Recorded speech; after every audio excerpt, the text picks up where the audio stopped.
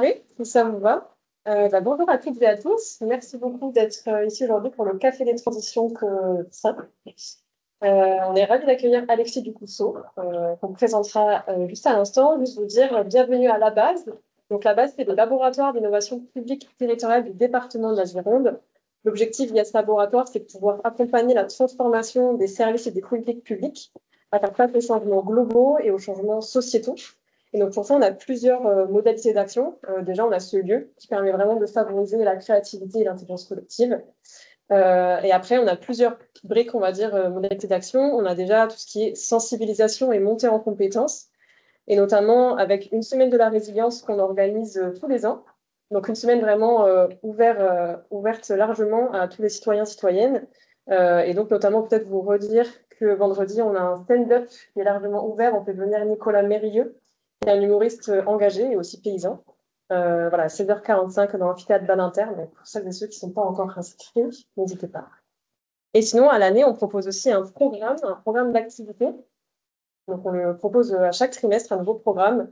L'idée, c'est de pouvoir mieux comprendre les enjeux environnementaux, sociaux, démocratiques. Donc, on propose tout un tas d'ateliers pour mieux comprendre ces enjeux-là, mais aussi s'équiper et s'outiller. Donc, on propose de découvrir des outils, des méthodes, par exemple de facilitation, d'intelligence collective, de design, qui permettent d'être au service des enjeux et des coopérations. Et c'est aussi un endroit pour s'inspirer et se soutenir. Donc, on propose notamment des questionnements autour de la résilience, pour questionner son projet au prisme de la résilience en amont. Par exemple, est-ce qu'on penserait de la même manière son projet en 2050, etc. Et on favorise aussi tout ce qui est retour d'expérience pour s'inspirer. Voilà, donc cette brique-là. Et après, on fait aussi beaucoup d'accompagnement, en interne notamment, dans la collectivité, mais aussi sur les territoires. Et on fait aussi des expérimentations. Peut-être que vous avez déjà entendu parler de la sécurité sociale de l'alimentation. Voilà, dans les grandes lignes, un peu l'activité du laboratoire. Et donc aujourd'hui, on est réunis ensemble pour le Café des Transitions. Et je passe la parole à Thibaut, qui a fait le Café des Transitions. Tout à fait. Bonjour, je m'appelle Thibaut, je suis doctorant à la direction de l'environnement. Et ici, on fait le Café des Transitions, du coup. C'est un café qui a lieu à peu près tous les trimestres. Et c'est un temps qu'on prend un temps d'1 h 30 pour échanger autour d'un travaux de chercheurs ou de chercheuses qui viennent en fait restituer une partie de leur travail. L'idée, c'est qu'on ait du temps dédié à ces questions-là, de la transition, des questions climatiques, écologiques, etc., et d'essayer de bâtir une sorte de socle de connaissances commun. Et à la base, c'est un temps qui est destiné plutôt aux agents du département de la Gironde, mais on a décidé d'ouvrir à toutes celles et ceux que ça peut intéresser. À chaque fois, on a un temps d'arpentage avant le Café des Transitions. Donc, en gros, on choisit un livre qu'on découpe en plusieurs morceaux et on fait une lecture partagée de l'ouvrage. Donc là, avant cette session-là, on avait lu Les forêts, des forêts primaires aux enjeux du XXIe siècle de Laurent Lescaut. Voilà, c'était la semaine dernière. Et là, aujourd'hui, pour le café, on a la chance de recevoir Alexis Ducousseau, qui est en face de lui. Donc Alexis, vous êtes ingénieur de recherche à l'INRA Bordeaux. Chargé de mission, pardon. À l'INRAE Bordeaux-Aquitaine, vous avez un doctorat de génétique et de biologie des populations végétales.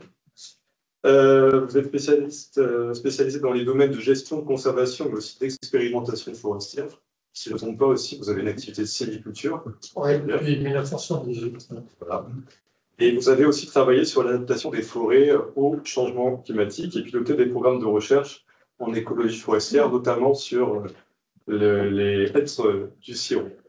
Et aujourd'hui, vous allez nous proposer une réflexion sur les crises écologiques et le fonctionnement écologique de nos forêts. Donc, c'est la parole. Et peut-être vous dire aussi que ce cycle sur les forêts s'inscrit notamment dans la mission Forêt Résiliente. Et là, je cherche le regard d'Aléa. C'est sa parole. Je m'appelle Elsa Barré, je suis chef de projet forêt au département. Effectivement, ça s'inscrit dans la stratégie départementale des forêts. Vous retrouvez des plaquettes qui est fait suite à une mission sur les résiliences des forêts lancée par le président Jean-Luc Glaise après les incendies de l'été 2022. Donc l'idée était d'accélérer nos actions pour l'adaptation au changement climatique des forêts. Donc dans cette stratégie, vous avez 4 grands axes, notamment un premier, observer, comprendre et expérimenter les forêts de demain. un axe aussi sur l'éducation à l'environnement, dans l'idée de faire découvrir la forêt à tous les publics. Je ne détaille pas toute la stratégie maintenant, mais donc l'intervention d'Alexis s'intègre dans l'idée générale d'aider à diffuser une culture commune des forêts et de leur dynamique, de leur adaptation au changement climatique, des solutions, etc. Culture commune basée sur des faits techniques, scientifiques et non lobbyistes, pour ensuite pouvoir écrire des récits collectifs sur ces bassins. Merci beaucoup. Du coup, on est ensemble jusqu'à 14h30. Donc, ce qu'on vous propose, c'est déjà d'écouter Alexis Ducousseau pendant 20-25 minutes. Et pendant cette écoute, on vous propose une petite chronique d'écoute sur 3 questions. Qu'est-ce que je retiens? Qu'est-ce qui fait écho à mes actualités professionnelles? Et qu'est-ce que j'aimerais approfondir? Vos questionnements. Donc, on va vous faire circuler ces petites feuilles-là. Et l'idée, c'est que vous puissiez noter vos idées sur des post-it pour qu'en plus, ensuite, on puisse échanger. On aura un panneau par thématique et qu'ensuite, on puisse échanger sur le reste du temps qui va nous rester. Est-ce que les consignes sont claires ou pas? Ok. Ben, je vous passe les petites feuilles et ainsi que les post-it et vous avez des stylos à disposition. Et aussi, n'hésitez pas à prendre du café et du thé et aussi à émerger. Donc,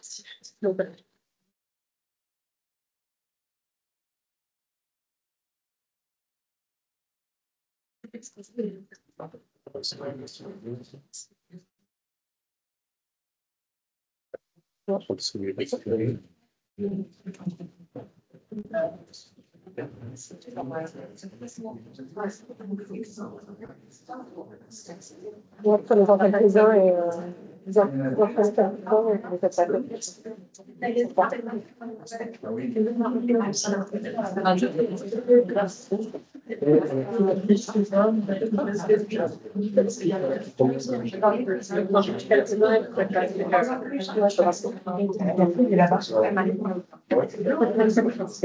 Il a lancé avec les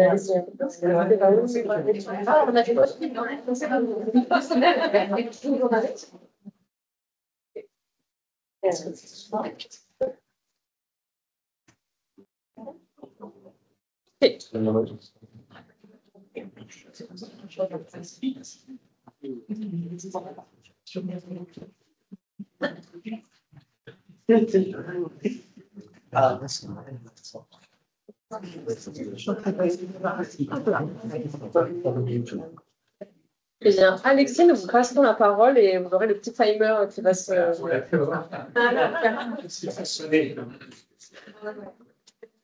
Donc, je vous remercie de m'avoir invité. C'est une idée des Sabarets qui a assisté à une de mes conférences grand public de vulgarisation sur l'écologie forestière. Donc, l'exposé est un condensé très fort de cette conférence. Donc, plusieurs crises écologiques frappent nos forêts.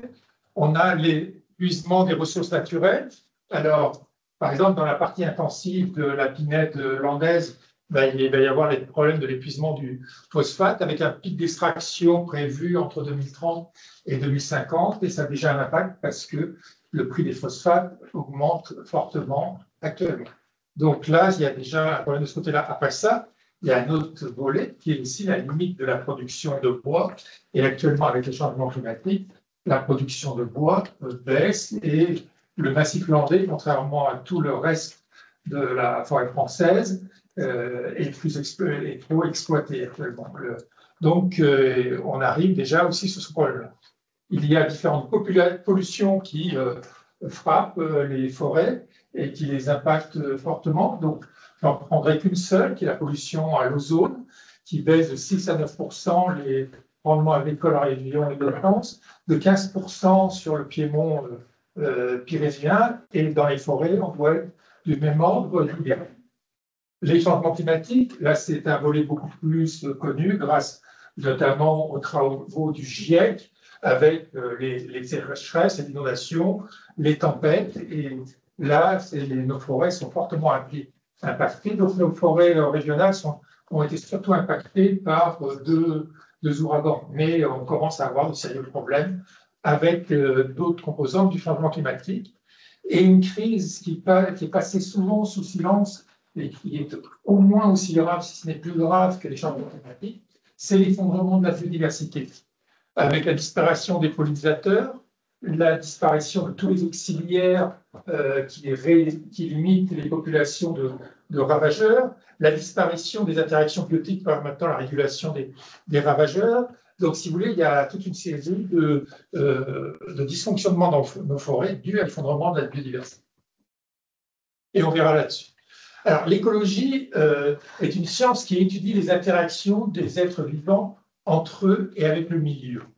Donc, il faut bien différencier écologiste, qui est un militant des associations ou de partis politiques, et c'est deux choses assez différentes d'un écologue qui est un scientifique. Alors, la forêt, c'est un écosystème qui est très complexe, et donc sa définition pose problème. Celle qui est retenue, c'est celle de la FAO, le plus souvent retenue est celle de la FAO.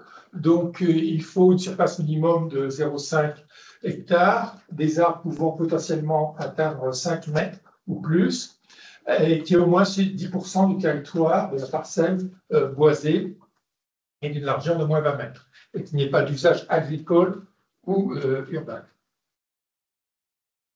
Alors, les arbres ont différentes fonctions, et les deux principales, c'est des espèces clés de voûte, parce qu'ils ont un effet disproportionné par rapport à leur abondance, et donc, si vous voulez, c'est vraiment des espèces qui sont clés dans l'écosystème. Après ça, ce sont des espèces ingénieurs, parce que ce sont des espèces qui modifient complètement le milieu, ils modifient le microclimat, ils modifient le sol, et il y a toute la biodiversité associée qui vient avec eux. Donc, si vous voulez, c'est ce qui s'appelle espèces ingénieurs. Donc, il faut se rappeler ces deux points clés, espèces clés de voûte, espèces ingénieurs. Les fonctions de la forêt sont multiples. Donc, c'est des réservoirs de biodiversité, d'habitat, c'est des paysages extrêmement importants et appréciés. C'est des protections contre de nombreux risques naturels, inondations, avalanches, éboulements de terrain, sécheresse. C'est vraiment l'outil le plus adapté pour lutter contre la désertification. C'est un outil de protection des sols, aussi bien de maintien de la fertilité que pour lutter contre l'érosion. Ça a des effets climatiques, ça atténue les extrêmes climatiques, ça favorise la pluie. Actuellement, dans la vallée du Ciron, il y a pas mal de travaux conduits sur l'impact de la forêt sur le changement, sur le climat. C'est un puits de carbone, ça donne un certain nombre d'aménités. Donc, on peut faire une liste très, très longue des fonctions de la forêt.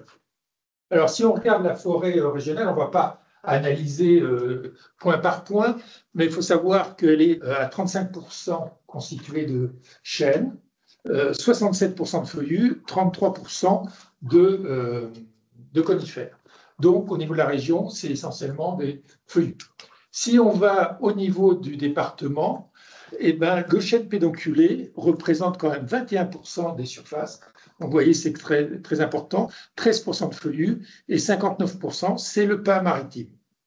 Et si on va sur les landes de Gascogne, évidemment, on a le pin maritime qui est le roi avec 72%, mais on a 14% de chêne pédonculé et 13% de structures forestières diverses, principalement des feuillus. Donc, vous voyez, même sur le plateau landais, les feuillus sont présents.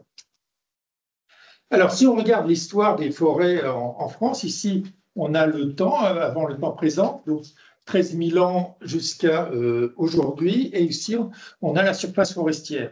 On voit que les forêts commencent à arriver entre 13 000 et 11 000 ans. Sur le plateau landais, c'est bien daté maintenant, c'est 11 000 ans. Il y a une petite phase de montée, une stabilisation, et il y a 6 500 ans, une montée très forte de la présence de la forêt en France.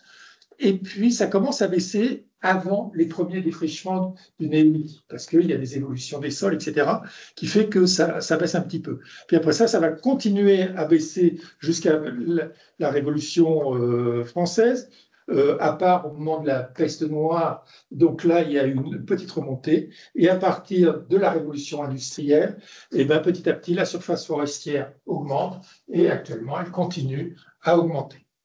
Donc, la majorité de nos forêts sont jeunes. Si on prend par exemple la forêt du plateau landais, c'est celle qui est le mieux connue. Donc, les premiers arbres arrivent il y a 11 000 ans, sauf dans la vallée du Ciron, là où on a quelque chose de complètement hors norme. On a une forêt qui a au moins 43 000 ans, ce qui fait la plus vieille forêt d'Europe et de loin, en plus avec une espèce qui est restée sur place, ce qui est un cas unique au niveau mondial.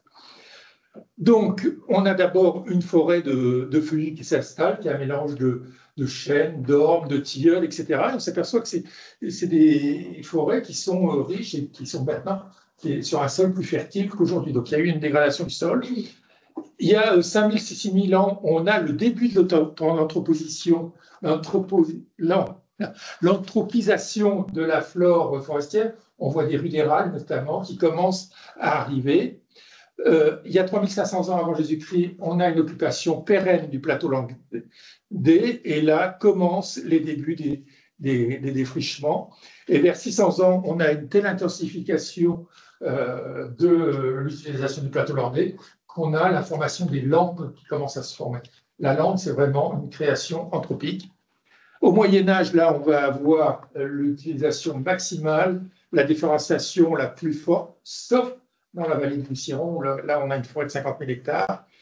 Et puis, après, à partir du 19e siècle, on a une plantation massive du pin maritime et un retour de la forêt. Alors ici, on voit cette forêt, donc le plateau landais complètement vide, et ici, cette grande forêt de la vallée du Ciron. Donc là, c'est la carte de Belém au XVIIIe siècle. Et donc, vous voyez, on voit cette forêt qui s'est maintenue. Donc ça, c'est vraiment un cas très particulier. Donc, il ne faut pas avoir l'image de la région sans un arbre, y compris le plateau landais. Alors, au niveau de la biodiversité, on va avoir sa définition. Donc, c'est les différentes organisation du vivant avec les interactions. Ça, c'est quelque chose de très important parce que dans les interactions, on va retrouver tout ce qui est résistance et résistance des peuplements. On distingue 3 niveaux. Écosystème, donc ici, on est tout près de Marseille, où on voit une pelouse méditerranéenne, un champ, une chaînée, une hêtraie, une falaise. Donc là, on voit différents écosystèmes. Puisqu'on parle forêt, on va passer au niveau espèces. Là, 3 espèces de forestières et un niveau qu'on oublie tout le temps, la diversité génétique, avec un exemple ici, on le reverra tout à l'heure. On est en forêt de Miraquier au printemps. On a des hêtres ici qui ont des feuilles et d'autres qui n'ont pas de feuilles. Et donc ça, c'est de la variabilité génétique sur le débourrement. Et ça, la diversité génétique, vous pouvez le voir facilement. Chaque arbre est différent et c'est lié à son patrimoine génétique. Alors, la biodiversité a beaucoup d'intérêt, beaucoup de rôles. Ici, c'est un travail qui a été fait sur plus de 8000 forêts dans tout le monde, depuis les tropiques jusqu'en forêt boréale. Ici, on a la diversité, un indice de diversité des peuplements, et ici, la productivité des forêts. Donc, c'est en kilos par hectare et par an, en tonnes par hectare et par an. Et on s'aperçoit que la productivité des forêts augmente avec la diversité spécifique. Et quel que soit le milieu, qu'on soit en forêt tropicale ou boréale. Alors, la biodiversité, c'est bon pour la productivité, on va le voir, pour la résistance et la résilience des forêts, pour la production d'embois, miel, fruits, etc., pour les usages de la forêt comme la chasse, la cueillette des champignons, la qualité des paysages, et un dernier point extrêmement important, est-ce que vous voyez? Non. C'est important. Hein. Le bonheur. Et donc là, on a quand même un grand nombre de publications depuis une dizaine d'années écrites par les psychologues de l'environnement qui montrent que la forêt apporte du bonheur, et notamment quand il y a de la biodiversité. Et plus la biodiversité est élevée, plus on a un sentiment de plénitude. Donc ça, c'est quelque chose de très important. Il y a une relation entre notre bonheur et la biodiversité dans laquelle on vit. Donc, je vais vous parler de la niche écologique. Donc, c'est Hutchinson en 1957 qui l'a bien définie. Donc, c'est la somme des conditions nécessaires à ce qu'une espèce ou une population soit viable. Et il le représente comme un hypervolume, un espace vectoriel. Donc, pour chaque paramètre écologique, il y a un espace nouveau avec un vecteur. Donc, il y a 3 grands types de vecteurs, le climat, le sol, et un troisième que l'on oublie vraiment trop souvent, c'est la biodiversité. Si un chêne n'a pas ses mycorhizes, il ne va pas arriver à se développer et à pousser. Donc ça, c'est quelque chose de très, très important dans la niche écologique. Alors, je vais vous illustrer quelques exemples de niches écologiques. Donc, c'est l'écogramme. Donc, ça, c'est Rameau, un professeur ce qui s'appelle AgroParisTech maintenant, qui l'a défini. Ici, on a un gradient au niveau du sol, au niveau de sol très acide à calcaire, et ici, des sols inondés en permanence à sol très sec. Donc, si on prend la niche écologique du chêne pédonculé, niche très large, avec une préférence pour des sols bien alimentés en eau et plutôt fertiles. Si on prend son petit cousin, le chêne tausin, eh ben, on a ce nouveau graphique, on va le trouver uniquement dans les milieux acides et secs. Donc voilà deux niches écologiques au niveau du sol. Alors, maintenant, on va regarder l'aire de répartition du charme que l'on a ici.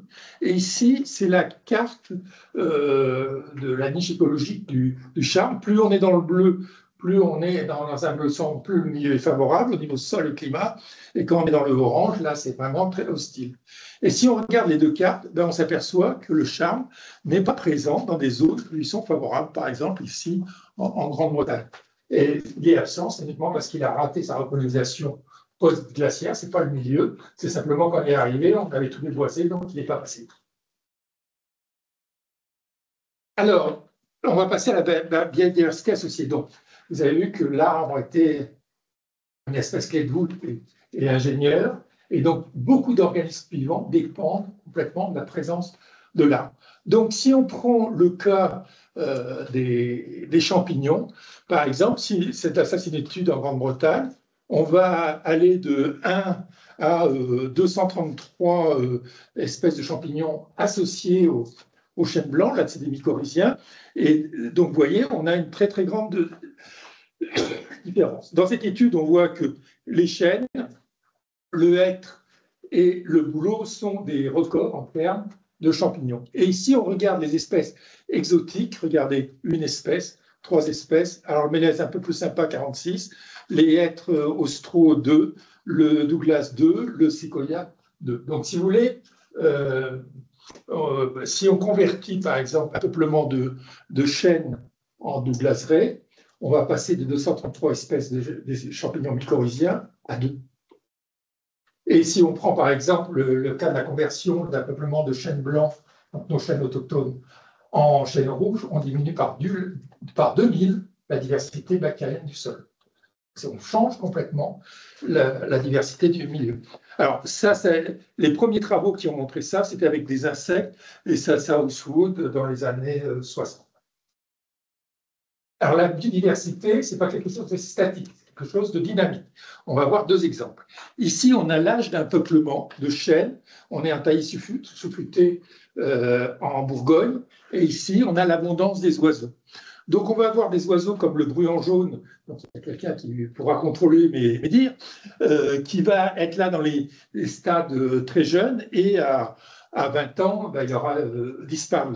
Par contre, certaines espèces vont être présentes en permanence, comme la tourterelle des bois ou le piquet-pêchette. Lui, il va arriver plus tardivement. Et le piquet-pêche et le piquet-pêchette, lui, il va arriver uniquement dans les peuplements matures. Donc, vous avez, avec l'âge du peuplement, une évolution de la composition de l'avifaune. Et ça, vous allez le retrouver pour tous les compartiments de la biodiversité.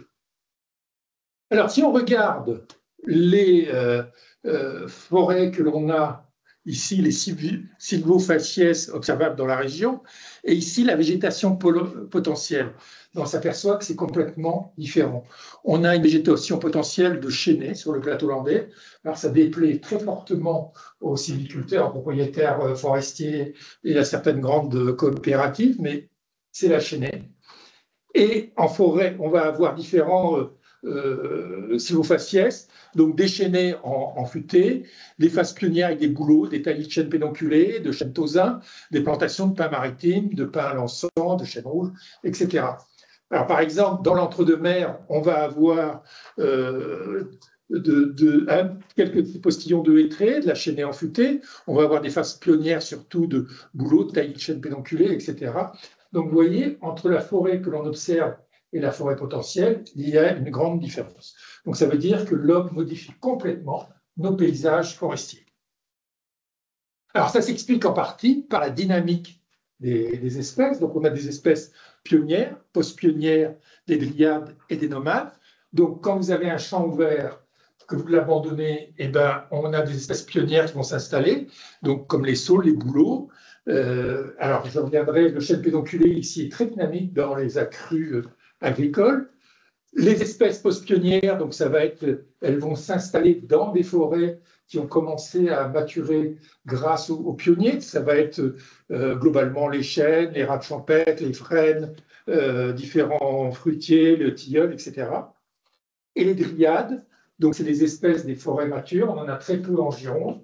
On a quelques zones avec du hêtre et l'if. Donc vous voyez, c'est des espèces peu communes chez nous, on a très très peu de dryades. Et puis, on a des nomades qui peuvent avoir des statuts différents. Par exemple, le chêne pédonculé sur les collines et les plateaux, il est pionnier. En fond de vallée, il est sur les formations matures de la forêt. Alors, maintenant, on va parler de la dynamique des forêts. On va commencer par les forêts primaires, parce qu'on a souvent pas une bonne image de ce qui se passe dans les forêts primaires et on raconte un peu n'importe quoi. On va aller au parc national du Yellowstone, à Białowieża en Pologne et à Opolski en Russie. Donc, c'est des forêts que j'ai visitées. Donc, dans le Yellowstone, le cycle se fait par le feu. Donc, après un incendie, on a le pin de muret qui s'installe, les peuplements vont vieillir, vont commencer à s'effondrer, et à ce moment-là, on a d'autres espèces qui s'installent dans le sous-bois, le sapin, les asiocarpes et l'épicéa d'Angelman, qui vont petit à petit éliminer le pin de muret et va complètement prendre la place. Et à ce moment-là, on a une forêt inflammable, des étés très secs par moment, avec des orages très violents, et ça met le feu à la forêt, et on repart au départ. Donc là, on a un cycle par l'incendie. Alors ici, on est dans une forêt primaire en Russie, qui a été complètement coupée par la mafia ces dernières années, là, malheureusement. Et là, on a un cycle différent. Donc là, c'est les crues qui ouvrent de grands espaces de forêt nature, qui font modifier le cours de la rivière et abandonnent des secteurs qui vont petit à petit se coloniser avec l'aune glutineux, les saules. Le frêne commun va s'installer. Après ça, le chêne pédonculé va s'installer et différentes espèces d'érables. La forêt va mûrir, va commencer à être plus fragile. Une inondation va modifier le cours de la rivière et on est à combien? 5 minutes. Pardon? Un peu plus de 5 minutes. Il me reste que 5 minutes. Pour ça. Alors, la forêt primaire de Białowieża, là, c'est aussi c'est par Chablis, donc il y a par clairière. Et dans ce cas-là, quand un tilleul s'écroule, il est remplacé par un épicéa. Et quand des épicéas s'écroulent, c'est le chêne pédonculé qui prend la place et le tilleul revient. Alors, le système a déraillé avec les changements climatiques parce que c'est parti sur une charmée tillier. Alors, maintenant, on va voir des successions progressives sur le plateau landais. L'espèce pionnière, c'est le bouleau, remplacé petit à petit par le pin maritime. Si on est en milieu sec, le chêne tosa et le chêne pédonculé. Et si on est en zone humide, on va directement au chêne pédonculé. Alors, après ça, si on est par exemple dans le basadé, le pionnier, ça va être le pédonculé, suivi par le chêne sessile. Et si l'humidité atmosphérique est suffisante, le hêtre va prendre la place. Et beaucoup de dépérissements des chênes que l'on a actuellement sont accélérés par le changement climatique. Et c'est lié à ça, parce qu'on arrive sur des peuplements trop vieux de pédonculés. On devrait passer au sessile, mais avec les pratiques sylvicoles, il a été quasiment éliminé. Donc, il n'est pas là, donc il faudra le mettre. Et donc là, on voit que la sylviculture peut modifier cette dynamique de la forêt. Si on prend dans les forêts alluviales, on va avoir des stades pionniers avec des saules et l'aulne. Petit à petit, les frênes vont arriver. On va aller jusqu'à une forêt à bois dur. On a un mélange de chênes pédonculés, de frênes et d'ormes. Après ça, on a des cycles sylvicoles. Donc ici, on ne va pas le détailler, j'ai plus le temps, mais là, c'est par exemple le cas d'un cycle de la chênaie. Alors, la sylviculture a un impact. Donc, suivant la pression qu'on va faire, on va avoir différentes sylvofaciès. Si on n'est pas trop violent, on va avoir un peu partout en France de la hêtraie. Après ça, si on va plus fort, on va avoir un mélange hêtre, chêne sessile, et quand on y va plus fort, c'est le chêne sessile. La majorité des chênes sessiles sont potentiellement des hêtrés. Alors après ça, si on tape plus fort, on est sur le taillis sous-futé. Donc on peut avoir dans les tâches dominants le sessile et le hêtre si on ne va pas trop fort, mais dès qu'on va plus fort, on n'a plus que le chêne pédonculé avec en sous-étage tilleul, charme, des choses comme ça. Puis après ça, en taillis, ben, on n'a plus du tout ces espèces-là. On a charme, tilleul, bouleau, etc. Donc vous voyez, suivant la sylviculture appliquée, on a des milieux très très différents. Alors, on va voir maintenant l'aspect diversité génétique. Ici, on voit une population précoce hongroise, Fontainebleau qui est tardive. Donc ça, c'est une différence entre populations. Cette photo, on l'a déjà vue, c'est la différence entre individus. Et ici, c'est un mutant. C'est une photo que j'ai prise à Villalba, où on a une branche qui est beaucoup plus tardive. Alors, il y a différents processus génétiques. Il y a la recombinaison génétique. Là, en tant que généticien, on aime bien le sexe. Donc, ça, c'est la sexualité qui rebrasse tout. Il y a l'épigénétique. Donc, ça, c'est le milieu qui contrôle l'expression du gène. Et on est sur un front de recherche. On a la mutation, qui est l'apparition aléatoire de nouveaux variants génétiques. Les flux de gènes et la migration. Alors là, on peut agir un tout petit peu. Là, on peut agir beaucoup, notamment sur la restauration des populations d'insectes pollinisateurs, la restauration des populations de disperseurs de graines, comme le renard, le blaireau, l'ours. Ben, c'est pas terrible au niveau giron, il n'est pas très efficace. Hein. Et donc, la majorité des essodes, donc les espèces nuisibles, sont des disperseurs de graines, et beaucoup sont aussi des espèces gibier. Très peu sont des espèces protégées. Et il faut savoir que cette perte de faune en Europe entraîne une baisse de 60% des capacités d'adaptation de nos forêts au changement climatique. Donc là, on a quelque chose de clé sur lequel on peut jouer. Donc là, il y a vraiment un travail de conservation de ces espèces-là et de restauration des continuités écologiques. La dérive génétique, donc là, c'est la perte de diversité génétique d'une génération à l'autre, du fait du tirage au hasard des gènes d'une génération à l'autre. Et donc là, c'est le nombre de reproducteurs qui est important. Et on peut le comparer avec les flux de gènes et la migration. Et la sélection naturelle, donc, je n'ai pas le temps de vous le développer, mais il y a beaucoup de fake news sur la sélection naturelle. Elle ne retient pas le meilleur. Il faut penser à la descendance et pas à l'individu. C'est déjà important. Et après ça, c'est pas forcément, ça retient le meilleur. Par exemple, tout à l'heure, je vous ai montré un exemple de sélection diversifiante avec des individus qui ont des comportements phénologiques différents. Le simple fait d'être différent de son voisin, on ne partage pas les mêmes parasites, donc on va avoir plus de descendants. D'accord? Donc la sélection directionnelle, qui choisit le meilleur, entre guillemets, donc c'est rare. Si elle existait et était majeure, on aurait des arbres de plusieurs kilomètres de haut. C'est une fake news du 19e siècle pour vouloir adapter les lois de la nature et expliquer avec les lois de la nature les structures sociologiques et égalitaires de nos sociétés. Donc c'est du spencerisme, quelque chose qu'on appelle malheureusement darwinisme social. Et le pauvre Darwin était contre le spencerisme. Donc au niveau de l'avenir des forêts, ben, ça va se jouer au niveau de l'économie, de l'écologie, et des demandes de la société, et des attentes de la société. Donc au niveau économie, eh ben, on a une demande croissante de bois.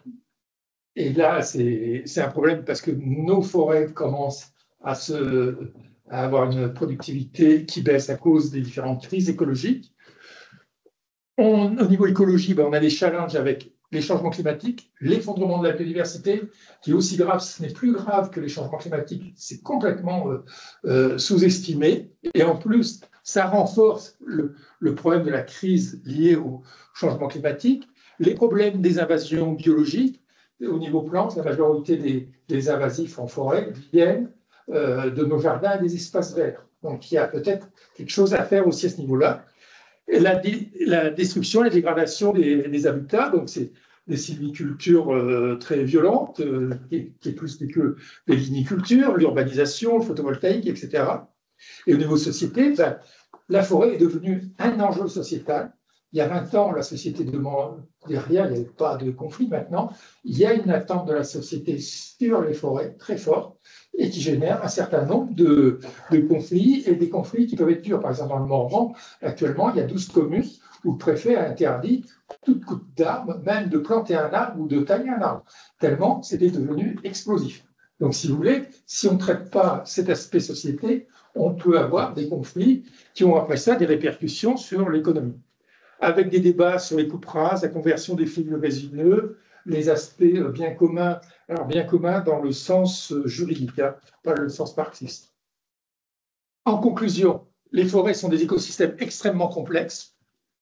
Ils ont une histoire complexe avec un impact très fort et ancien de l'homme, une grande richesse de la biodiversité au niveau des écosystèmes, des espèces, de diversité génétique, et elles subissent un impact violent de la part des crises écologiques. Et en plus, elles sont des solutions fondées sur la nature au niveau des crises écologiques. Donc, si vous voulez, c'est quelque chose d'important. Alors, pour en revenir au niveau de la complexité, regardez la physique. Au début du siècle dernier, on a la relativité restreinte 1905, la relativité généralisée 1915, le début de la physique quantique 1900, ce qui permettait une représentation holistique, soit de l'univers, soit des atomes. En écologie et surtout sur les forêts, on n'a pas ça encore. On n'a pas une représentation globale de nos forêts. Donc c'est quelque chose de très, très compliqué. Eh bien, je vous remercie pour votre attention.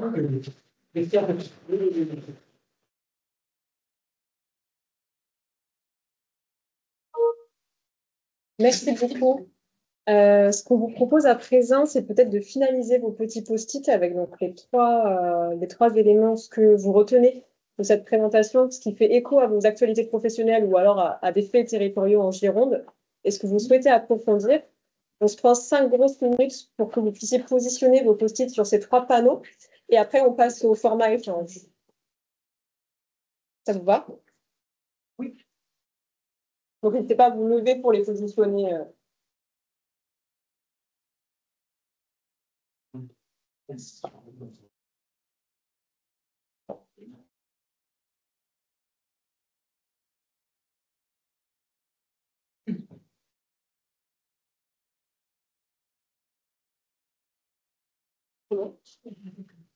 Non, non, ça va pas. Ouais.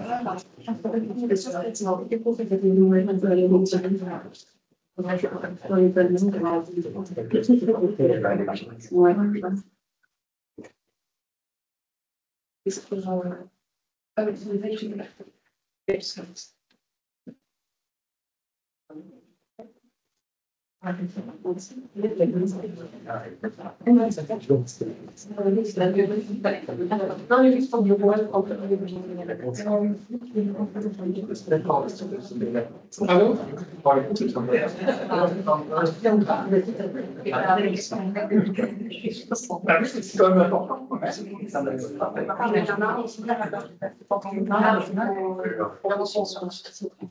Et en plus, comme ça, vraiment, le marteler, l'aspect de bonheur. Ça influence des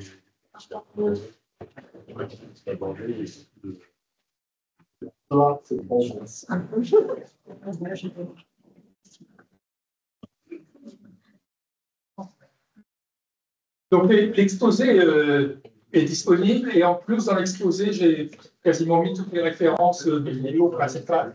Donc vous pourrez les retrouver parce que de toute façon, après ça, vous devez fournir. C'est chaud. Et après ça, mon activité principale, c'est de faire de la vulgarisation. Donc, si vous avez de demandes, je peux vous dire ce type d'exposé développé. Français, anglais sans problème, avec une préparation espagnole. C'était quoi le type de la typologie? Pardon? Le type de la typologie, c'était. Le sol, climat et biodiversité.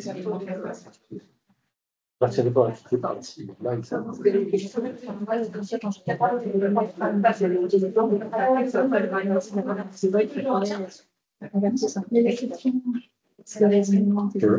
qui est sur le dès 1957, les Chipson signalait qu'il y avait la directive de la dimension biodiversité.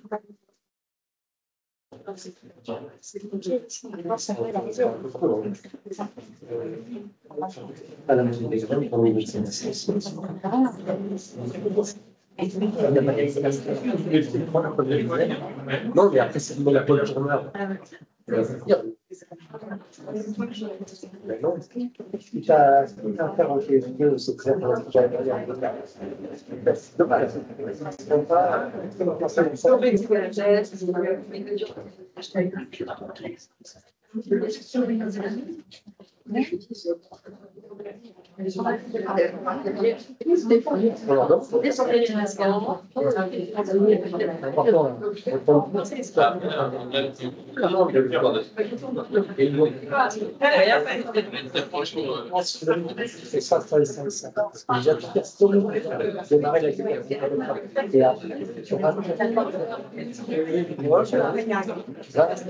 C'est-à-dire que j'ai un petit point de les problèmes,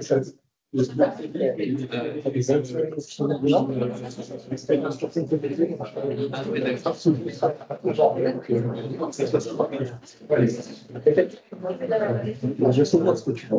le tout clair des interventions comme ça, mais évidemment sur le terrain, les derniers, j'ai eu du mal à retrouver sa bonne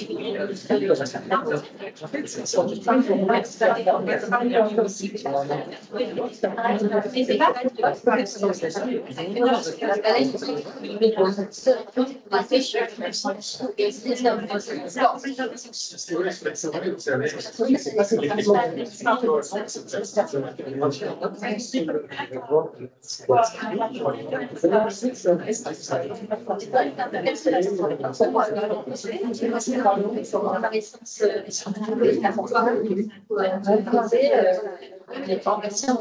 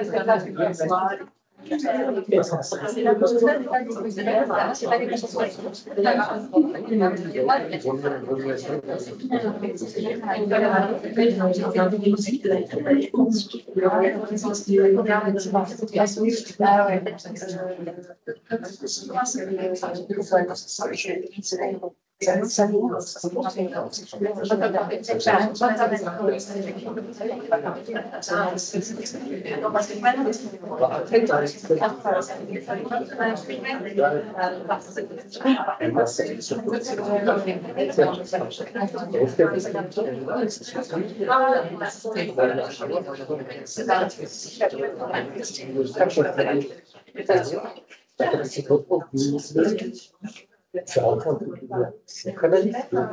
Tu rentres un peu de lumière à ce voir ton lumière. Pas de voilà. Ça va.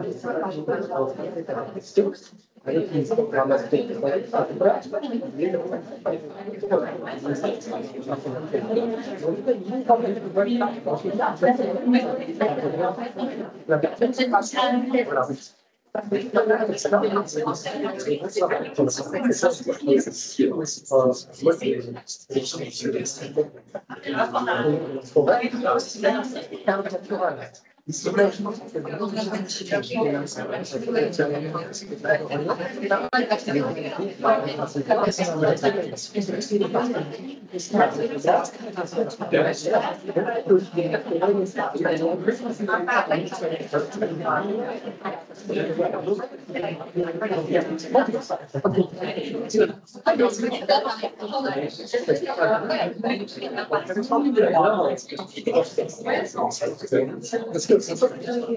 une programmation.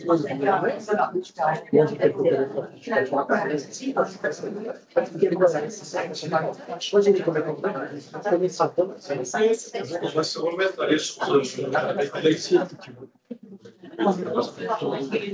Est-ce que ça vous va si on se remet à l'échange avec Alexis? On va construire les discussions après.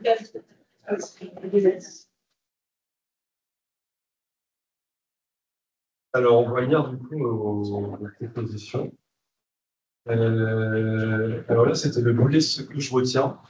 J'ai essayé de faire plusieurs calls. Déjà, il y a un call qui est assez avec des idées qui reviennent pas mal de fois, c'est sur l'histoire et l'ancienneté des forêts. Il y a un post-it, j'ai bien aimé la formule, les 20 arbres une histoire et une génétique.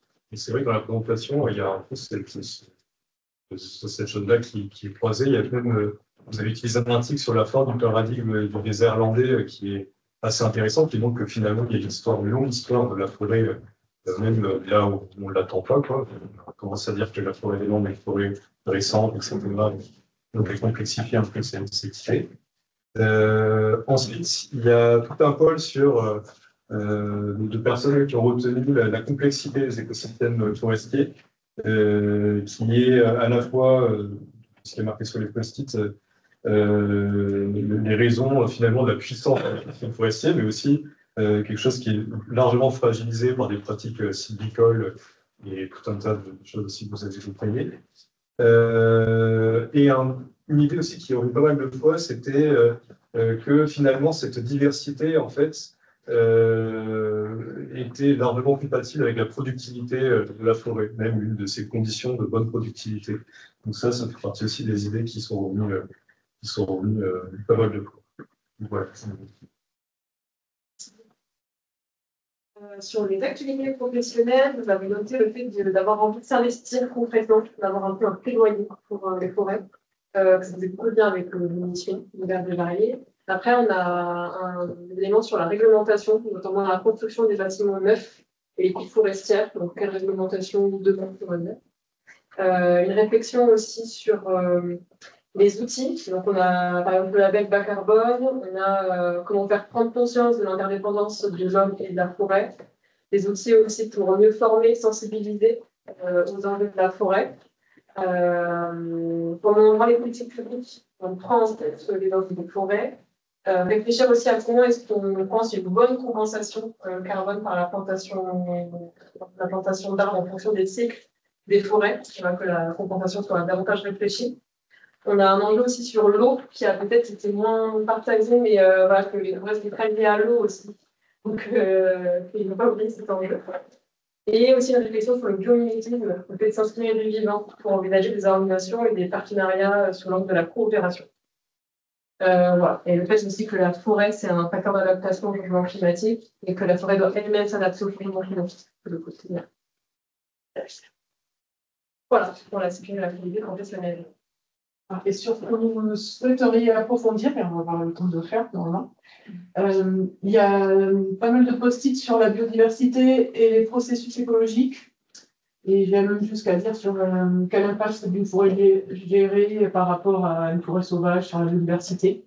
Voilà, on n'a pas fait un lien biodiversité, processus écologique, on a un petit peu jusqu'à la forêt gérée.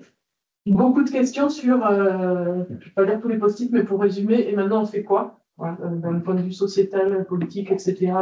Quelles sont les solutions pour l'adaptation de nos forêts? Et puis, quelques petites questions aussi de droit.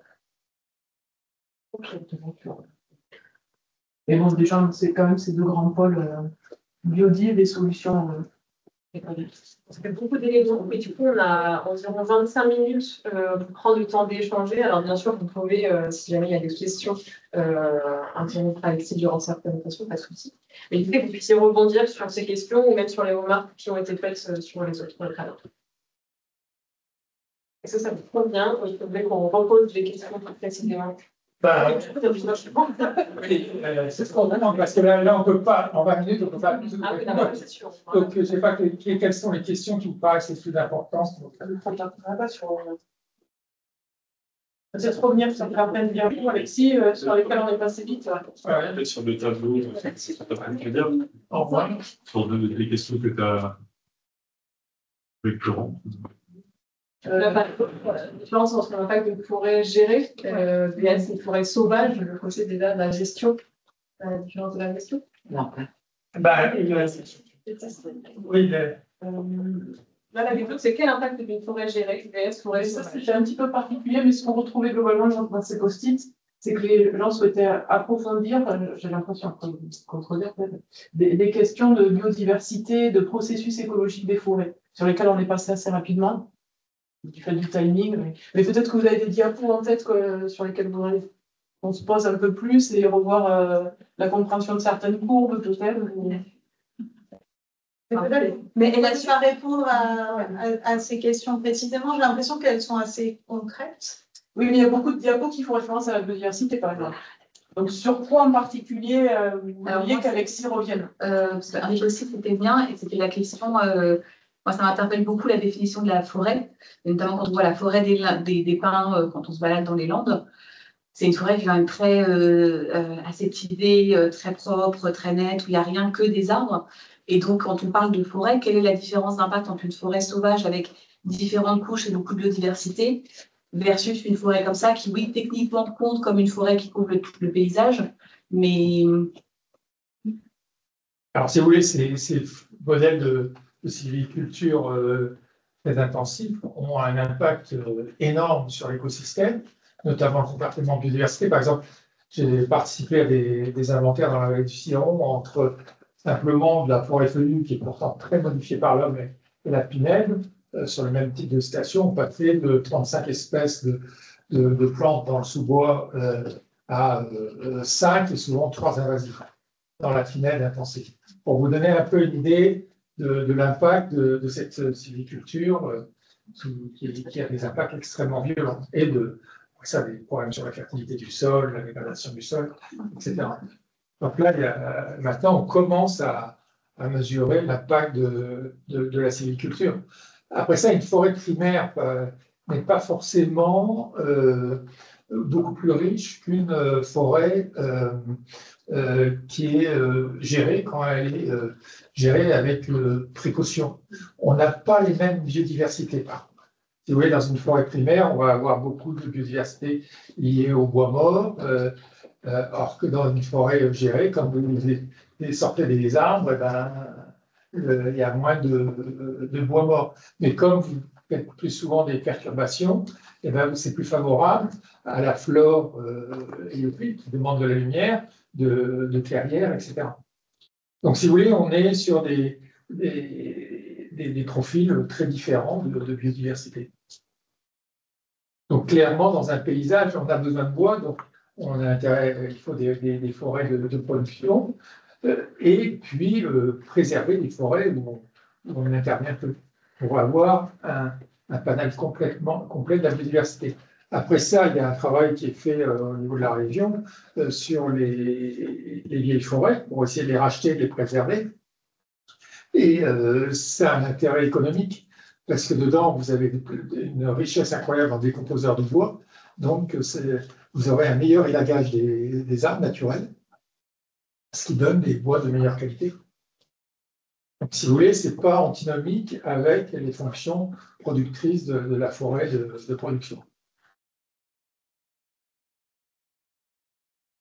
Ça, on peut aller plus loin. Alors, j'avais déjà abordé un tout petit peu le paysage de la biodiversité, voilà, avec cette diapo-là, où on voit que suivant les sylvicultures, on n'a pas du tout le même paysage.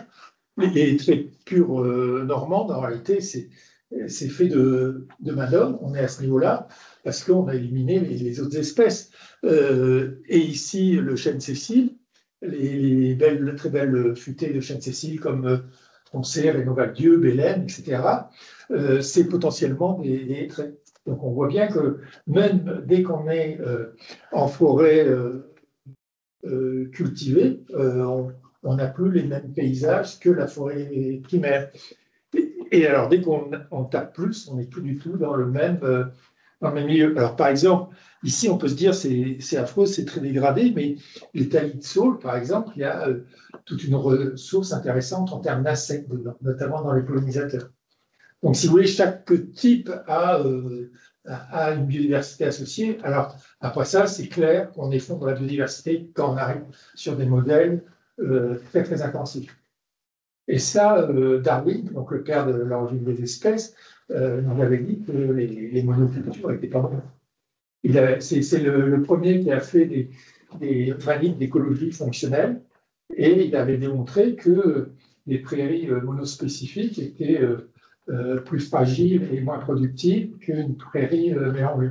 Et il avait fait des expérimentations à ce niveau-là. Donc depuis 1860, on sait que la monoculture, c'est pas bon. Oui. C'est une question. J'ai retenu qu'il fallait protéger les animaux disperseurs, oui. Justement, qui ont une diversité, parce que c'est la diversité du fait de la production. Oui. Si je fais un schéma très bien, qui décide quelles sont les espèces protégées? Alors, la liste des espèces protégées, c'est au niveau du ministère de l'Environnement et c'est la SNPN, etc., qui propose des listes. Oui. Alors, après ça, les espèces ESOD, là, c'est au niveau de la Commission nationale de la chasse et de la faune sauvage, c'est décidé, et qui mettent des bâtons dans les roues aussi pour les espèces protégées. On vient d'avoir certains exemples cette année. Et au niveau départemental, c'est les commissions départementales de la chasse et de la faune sauvage qui décident des espèces nuisibles. Mais actuellement, essayer de faire un raisonnement sur le renard, il est hors de question. On s'est laissé les fesses, c'est impossible. Hein. Okay. Je me suis fait virer à cause de ça parce que j'ai osé proposer une liste bibliographique sur le droit de siéger dans ces instances. Si vous voulez, par exemple, la CDCFS, il y a 30 et quelques personnes. Vous avez 2 représentants des associations et un scientifique. Il n'y a plus aucun scientifique dans aucune CDCFS en France, parce qu'ils ont tous marre. Et il n'existe pas d'organisme justement qui aide les scientifiques pour pouvoir toujours être présent. Et c'est vrai. Non, puis clairement, moi, j'étais représentant de la CEPANSO, ça s'est mal passé parce que j'ai simplement donné un peu un état des lieux de la bibliographie sur un certain nombre d'espèces. C'était un peu chaud, disons. La voix des scientifiques est un peu atténuée. C'est pas atténué, pas écouté. Okay. Parce que, si vous voulez, par exemple, une espèce comme le renard et le blaireau serait, si on regardait simplement sur les aspects flux de gènes et migration, et régénération de la forêt, ça serait des espèces protégées avec peut-être des autorisations de destruction, mais pas plus loin, quoi. Et que ce soit la marque, tous ces petits carnivores-là. Le G, il est encore dans la liste nationale des espèces protégées, pas en Gironde. Mais quand vous regardez l'impact du G, un G, c'est quand même, il disperse 5 à 10 000 glands par an. Il produit de 2500 à 5000 plants de chêne tous les ans. Et il est très efficace pour la dispersion les années de faible glandée, parce qu'il va chercher loin les glands et il les ramène dans son territoire. Donc, si vous voulez, en flux de chêne, c'est incroyable. Et pour vous donner une idée, quand on plante des chênes, on est à 2500 plants hectares pour le chêne sessile et 1100 pour le chêne pédonculé. Donc, c'est plusieurs hectares. Si vous foutez la paix au G, vous avez un couple de G aux 5 hectares en forêt. Mais excusez-moi, pour rajouter un petit élément sur le fait que les scientifiques vont moins. En fait, c'est les différentes commissions dont on vient de parler, elles sont pilotées par la préfecture. Et dedans, vous avez un jeu d'acteurs et des lobbies qui sont présents. Le lobby chasse, il est très présent. Le lobby forêt, il est très présent. C'est eux qui dominent et c'est eux qui ont l'oreille de la préfecture. Donc, effectivement, pour qu'un scientifique ou un naturaliste puisse parler, ça va être compliqué parce que sa parole ne va pas être, comment dire, portée par la préfecture. Et elle, ça paraît assez logique, c'est pas normal, mais ça paraît logique, va donner plus la parole et va entendre plus les lobbies forestiers et les lobbies chasse. Donc, et c'est comme ça depuis des dizaines d'années et c'est pas prêt de changer. Donc, c'est eux qui ont la maîtrise de. En plus, au niveau départemental, la réglementation sur les espèces nuisibles, elle a donné beaucoup de latitude au niveau départemental. Donc, au préfet, qui écoute ces lobbies, et donc, le renard, il n'est pas prêt d'être protégé, en tout cas en Gironde, ça ne va pas arriver.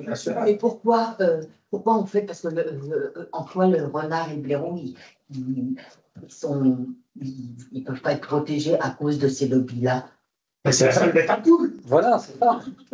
C'est une représentation. Si vous discutez avec certains gens, pour eux, c'est fondamental d'aller détruire des renards. C'est même pas sur des bases fonctionnelles ou scientifiques ou des bases factuelles. Ça fait partie, c'est pas forcément des traditions, je sais pas. En tout cas, ça fait partie de leur pratique. Et dans l'année, ils ne lâcheront jamais ce sujet-là. Il faut détruire des renards.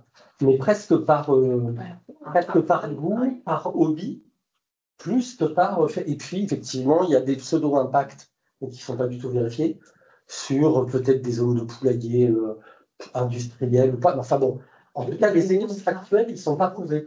Alors, blaireau et toile-sol, c'est une espèce liée, mais avec des possibilités de dérogatoires. Notamment, on peut détruire par l'éclairage les femelles et les jeunes en printemps. Pourquoi? Parce qu'ils font quoi de mal, les blaireaux? Ça me bête un poule. Ah bon, c'est un poule. Non, mais c'est dans les représentations qu'on a de la nature. Et là, il y a. Ah oui, oui. Et on dit qu'il y en a trop des rhinocéros, des sangliers. Là, c'est un peu différent, parce que le sanglier, objectivement, il fait des dégâts dans le milieu agricole. Donc là, vous avez quand même un vrai problème. Sur le renard, quand on regarde ce qui est porté comme dégâts en CDCFS, c'est peanuts. Il n'y a rien, ouais. Je vois par exemple, la pie a été. Alors, c'est juste par ignorance. Non, par volonté. Parce que le fait de le déterrer, vous avez des pans entiers de la chasse qui ne veulent pas forcément tirer dessus, qui veulent déterrer, enfermer, envoyer un chien dedans. C'est un hobby. C'est vraiment un hobby. C'est un hobby. On a des questions.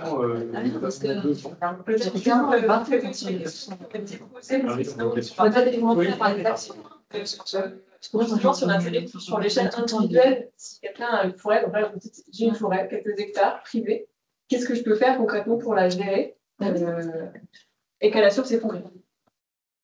Là, il faut déjà faire un diagnostic sylvicole sur le sol, la biodiversité présente, pour pouvoir proposer des différentes gestions possibles et voir aussi ce que la personne attend de sa forêt.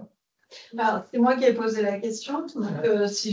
Donc, en fait, en tant que particulier, on peut avoir des recommandations pour gérer nos déchets, appeler Bordeaux Métropole, etc. Pour gérer notre forêt, il y a un arbre qui tombe sur le fil électrique qu'on appelle EDF. En fait, on a quoi comme ressource en tant que particulier? On voit nos arbres, nos chênes qui se dégradent. Et voilà, à part passer un coup de faux pour empêcher les ronces et aller aux champignons, quelles sont nos ressources pratiques en fait? Parce que moi, je ne sais pas qui fait un diagnostic et combien ça va me coûter. Par contre, est-ce que je dois enlever le bois mort ou pas? Et qu'est-ce que je dois faire? Vous voyez, c'est. En fait, et je pense qu'il y a une grosse partie de la forêt en France qui est privée. Ouais. Et quelles ressources on a pour justement préserver cette biodiversité Alors, vous avez le CRPF. Les arbres de demain, ça. Vous avez le CRPF, c'est sa fonction. En Aquitaine, le problème, c'est qu'ils n'ont pas une sensibilité très écolo, contrairement à d'autres CRPF en France. Donc, très rapidement, ils vont vous proposer des solutions de forêt industrielle. Donc, en théorie, c'est les conversations d'agriculture pour les propriétaires privés de forêt. C'est l'administration de tutelle, ce n'est pas une association comme la Chambre d'agriculture. Mais ils ont le rôle de la Chambre d'agriculture. Parce que normalement, les chambres d'agriculture s'occupent de la forêt, mais parce que vous payez en tant que forestier une cotisation à la Chambre d'agriculture, mais la Chambre d'agriculture ne le fait pas. Néanmoins, ils ont une vision quand même assez productiviste. Donc, si vous les appelez pour savoir comment gérer votre forêt pour qu'elle accueille plus de biodiversité, oui, par exemple. C'est pas eux qui. On pose des questions, mais on est peut-être s'appuyer sur le réseau associatif local. Voilà, oui. Après ça, vous avez à la CEPANSO, il y a une commission forêt qui est très active et qui, sur des choses comme ça, pourra vous conseiller. Alors, souvent, les gens ont une vision des écolos incompétents. C'est faux, déjà, dans les associations. Et par exemple, la commission forêt, vous avez plusieurs chercheurs INRA sur le domaine de la forêt, 2 ingénieurs de l'ONF, 2 experts forestiers. Vous avez du monde qui a une vraie compétence forestière. Juste rebondir sur le CRPF. Je ne suis pas tout à fait d'accord avec vous sur le CNPF. Ils ont notamment développé une application qui s'appelle IPB, Index de potentiel de biodiversité, qui permet justement aux gestionnaires de forêt de savoir ce qu'ils doivent faire pour améliorer du coup soit la productivité effectivement, mais soit aussi les aspects de biodiversité. Alors, je parlais du CRPF Aquitaine, qui est vraiment atypique dans les autres CRPF. Voilà, c'est pas Index, c'est Indice. C'est Indice. Et ensuite, l'IPB, c'est juste une photo, un état des lieux. Mais vous n'aurez pas de solution derrière. L'IPB, une photo, c'est le diagnostic dont parle M. Ducousseau. Derrière, vous n'avez pas, il n'y a pas de solution qui nous sont données pour faire ci ou faire ça. Vous avez une photo. Et après, vous vous en servez d'une certaine façon. Après, il faut savoir qu'il y a un IBP, ce qui est super bien, c'est sur des énormes surfaces forestières. Mais si vous êtes sur des surfaces forestières un peu plus réduites, ce n'est pas suffisant. Par exemple, les taxons faunistiques, les oiseaux ne sont pas pris en compte dans l'IBP. On n'en parle pas. Donc voilà, c'est bien pour avoir une photo sur, je ne sais pas moi, 250 hectares, 400 hectares. Mais ce n'est pas du tout à vous. Après ça, si vous voulez, au niveau de faire un état des lieux, le CRPF peut vous aider. Ils ont des protocoles vulgarisés d'inventaire forestier, l'IBP, etc. Donc ça peut vous aider. Il y a aussi un système de détermination de station. Et après ça, c'est au niveau, quand vous allez passer au niveau gestion, que localement, vous aurez des problèmes. Justement, est-ce qu'on peut avoir des exemples, des retours d'expérience de gestion inspirantes? Là, il y a eu beaucoup de questions sur la vallée du Ciron. Ouais. Est-ce que vous puissiez nous faire un retour sur cette expérimentation qui peut aussi être inspirante en termes de gestion? En termes de gestion forestière intéressante, vous avez l'étang de Clousseau, qui est dans le Médoc, qui est géré par la CEPANSO. Alors, pour la vallée du Ciron, là, on est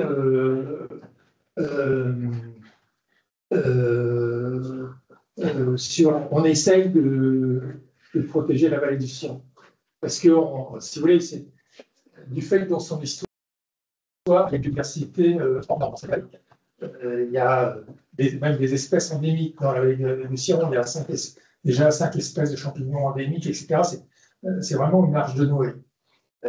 Et là, on est en train petit à petit d'avancer pour arriver à gérer cette forêt. Donc, il y a un acteur important qui est le syndicat mixte d'aménagement du bassin versant du Ciron, qui a pris un tournant intéressant. Le département a étendu le NS à toutes les zones intéressantes, dont la Hêtrée, parce que la Hêtrée n'était pas dans le NS au départ. Il y a 40%, je crois, à peu près maintenant, de la Hêtrée qui est détenue par le département. Donc là, le département a été un acteur très fort sur la vallée du Ciron. Il y a la CEPANSO qui intervient dedans en travaillant sur un projet de réserve nationale. Et puis, différents organismes de recherche ont pas mal travaillé sur la vallée du Ciron, dont l'INRAE. Donc, si vous voulez, maintenant, on a à la fois commence à avoir une connaissance intéressante de la vallée du Ciron, chose qui, à 30 ans, on n'avait pas, et on commence à la comprendre. Par contre, pour passer vraiment en acte de gestion et pas simplement un peu du bricolage, on n'est pas encore là. Après, il y a peut-être des manuels je sais pas, je connais pas. Oui, il y a des gens qui vont développer une gestion multifonctionnelle. Eh ben, il y a un certain nombre d'écrits pas très anciens qui est sorti par l'équipe EFNO de l'INRAE de Nogent-sur-Bénissin, donc sur la biodiversité forestière, etc. Ça donne déjà quelques éléments sur ces points-là. Et là, c'est de la vulgarisation. EFNO, oui. EFNO. Mais ça, je peux aller rechercher dans ma biblio et je peux vous donner un certain nombre de ces écrits. Hein. Et aussi, pour celles et ceux qui étaient présents à l'Arpentage sur le livre Les forêts, notamment, il est parti sur la libre évolution. Si vous voulez en dire deux mots aussi sur. C'est aussi une autre manière de gestion, donc une non-gestion. C'est un mode de gestion. Donc, si vous voulez, ça c'est quelque chose qui devient à la mode. C'est surtout très intéressant quand on est sur les vieilles forêts. Donc, si vous voulez, c'est beaucoup moins d'1% de notre territoire en plaine et moins de 2% dans les Pyrénées. Donc, c'est vraiment très marginal. Et donc, on a intérêt vraiment à protéger ces forêts et mettre en libre évolution, parce qu'à ce moment-là, on a tous les stades de développement de la forêt, depuis la planture jusqu'à l'arbre complètement mort qui s'effondre. Là, on a une biodiversité originale très intéressante. Donc ça, c'est une pratique qui est à développer. Et on a intérêt à faire rentrer de nouvelles parcelles en non-gestion, qui seront plus tard les futures vieilles forêts. Alors, du coup, les gens qui ont une forêt, le mieux, c'est qu'ils ne fassent rien. Pas forcément. Pas forcément. Notamment si vous avez des problèmes d'invasion biologique dedans. D'où l'importance du diagnostic. Voilà, oui, donc vraiment, c'est pas forcément la meilleure solution. Mais du coup, concrètement, en tout cas, on a fait des constats. Et est-ce qu'il y a des plans d'action mis en place par les États? Est-ce qu'il y a des actions, comme dans différents sujets, avec des plans d'action à mettre en place et avec une planification ou pas? On n'en est pas encore là? Alors, il y a un certain nombre de plans d'action, mais qui, à mon avis, sont très insuffisants sur les sols. Il y a des plans d'action sur les vieilles forêts, etc. Donc, il y a quand même un certain nombre de choses qui se mettent en place, mais qui, comme tous les problèmes de l'environnement, sont encore vraiment insuffisants. C'est parce qu'il n'y a pas une forte demande de la société là-dessus. Et pas une conscience de la société des enjeux sur la forêt.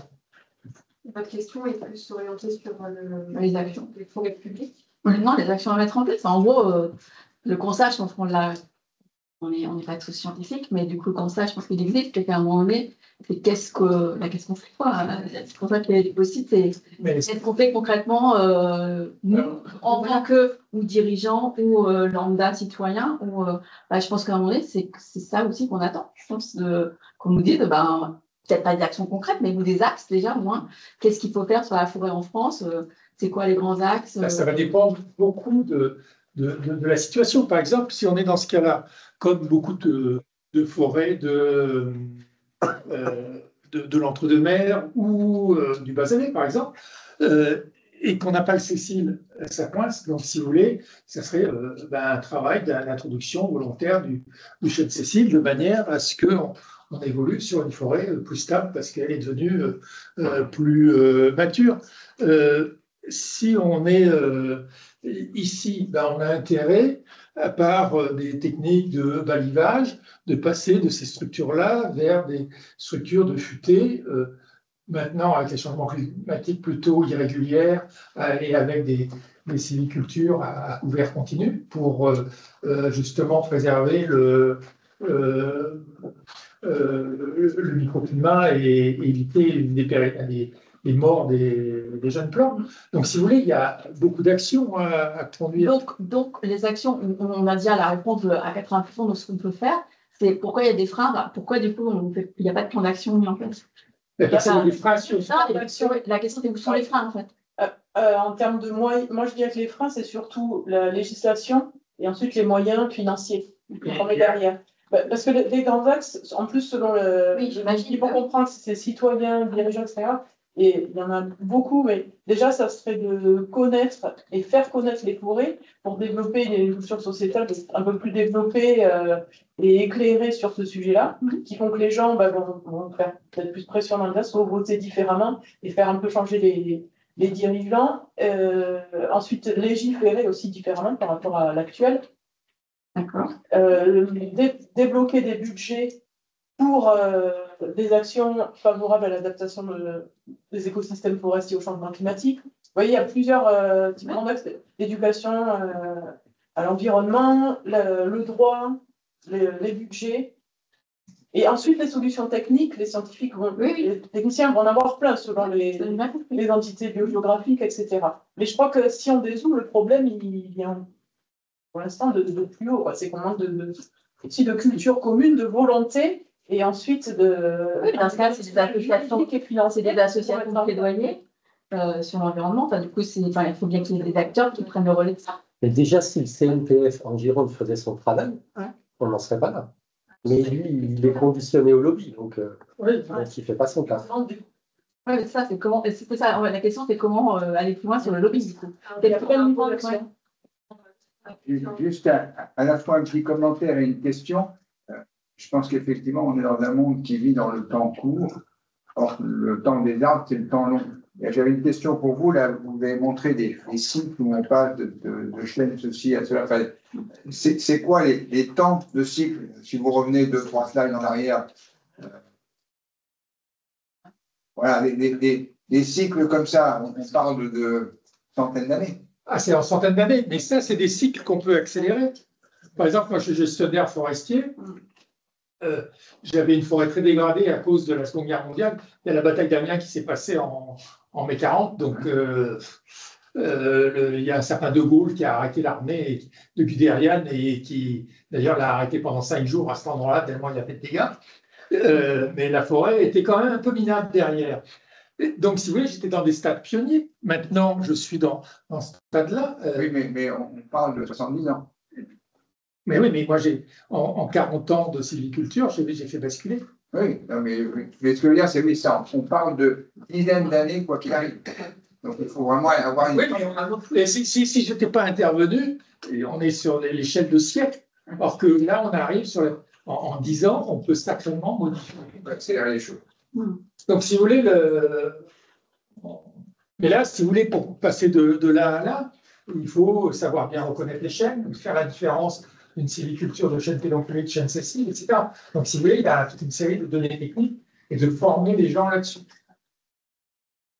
Et simplement il y a peu de forestiers qui savent bien simplement reconnaître les chênes, et alors encore moins des gens qui connaissent bien les subtilités entre les deux sylvicultures, qui sont vraiment différentes. C'est pas qu'un problème d'argent, là.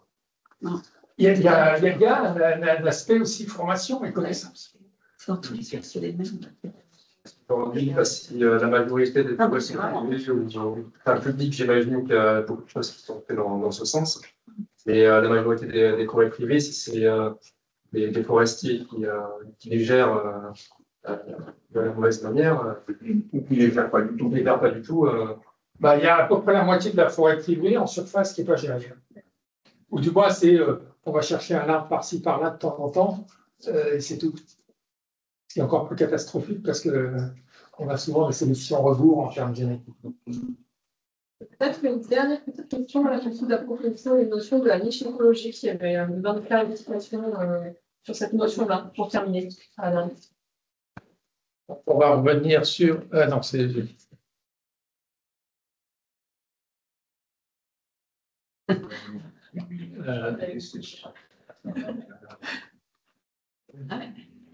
Donc, si vous voulez, c'est les exigences d'une espèce ou d'une population au niveau de l'environnement. Donc, si vous voulez, vous avez des facteurs physiques comme le sol, donc ça va être la texture, le pH, la fertilité.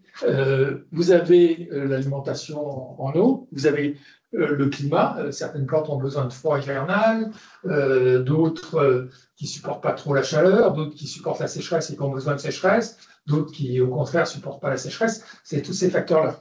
Et il y a aussi une dimension biodiversité qui est très souvent oubliée. Et donc, c'est quelque chose auquel il faut vraiment s'attacher. Je vous ai donné l'exemple des chênes. Si un chêne n'a pas ses étomycorhizes, il n'arrive pas à prélever l'eau, il n'arrive pas à prélever les matières minérales, donc il est vraiment gêné aux entournures. C'est aussi pareil, s'il n'y a pas toute la flore de bactéries autour de la rhizosphère, il n'y aura pas une mise à disposition des matières minérales facilement pour la. Donc, si vous voulez, cette dimension-là est à la fois oubliée et extrêmement importante. Et on avait dit qu'on pouvait faire de l'inoculation, c'est-à-dire mélanger des sols de forêts différentes pour pouvoir réimporter des bactéries dans le sol qui soient ammoniaques. Oui, il y a un certain nombre d'expérimentations qui sont faites là-dessus. Moi, j'ai reboisé 14 hectares de terre agricole et par exemple, on a ramené des petits carrés de 30 cm sur 30 cm de terre venant d'une forêt ancienne, pas une vieille forêt, ce qui a permis, déjà, on a amené un certain nombre de plantes et l'inoculation de champignons. Après ça, si vous voulez, par exemple, dans ce reboisement de terre agricole, on a fait du pralinage. Et le pralinage était fait avec de la terre qui venait de la forêt. Donc, on a vu tout de suite un certain nombre de champignons mycorhiziens qui sont arrivés, notamment sur les boulots d'accompagnement. Par exemple, on a tout de suite vu la manite tumouche 2 ans après, quoi. Et ça, c'est lié à ce pralinage.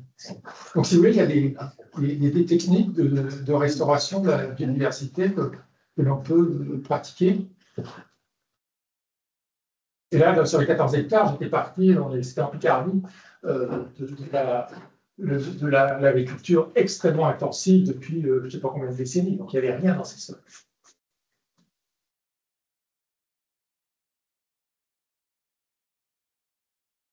Un grand merci.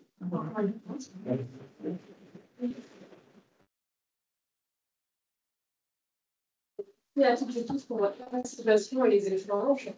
On peut faire un petit mail de notation avec quelques ressources. Donc là, si vous pouvez saisir, on va essayer de vous les noter. Moi, je pense que vous avez creusé ces différentes notions. Et on vous tiendra au courant, il y aura un prochain café de transition. D'accord, c'est tout. Merci beaucoup.